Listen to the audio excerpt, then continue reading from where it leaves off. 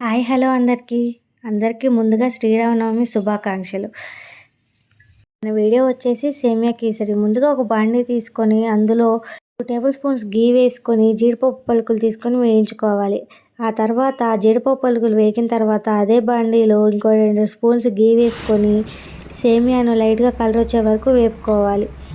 పక్కన ఉంచుకొని ఇప్పుడు ఎసరికి సరిపడా 1-2 అంటే నేను ఒక బౌల్ సేమియా తీసుకున్నాను. అదే బౌల్కి 2 బౌల్స్ వాటర్ తీసుకొని ఎసరు కాగనిచ్చి దాంట్లో కొంచెం ఫుడ్ కలర్ మీకు ఆప్షనల్ కుంకుమ పువ్వు ఉంటే వేసుకోవచ్చు. ఎసరు బాగా కాగిన తర్వాత సేమియా వేసి బాగా కలుపుకోవాలి. 1 కప్పు సేమియాకి నేను 30 కప్పు షుగర్ అయితే యూస్ చేశాను.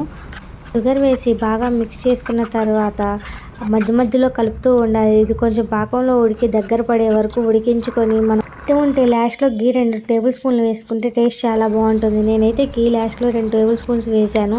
ఇందులోనే మనం ముందుగా ఉంచుకున్న జీడిపప్పు పలుకులు కూడా వేసి బాగా మిక్స్ చేసుకోవాలి. దీన్ని ఒక సర్వింగ్ బౌల్లో తీసుకొని టేస్ట్ చేస్తే టేస్ట్ చాలా బాగుంటుంది. మీరు ట్రై చేసి టేస్ట్ ఎలా ఉందో చెప్పండి. మన ఛానల్ని లైక్ చేసి సబ్స్క్రైబ్ చేసుకోండి, సపోర్ట్ చేయండి. Thank you. బాయ్.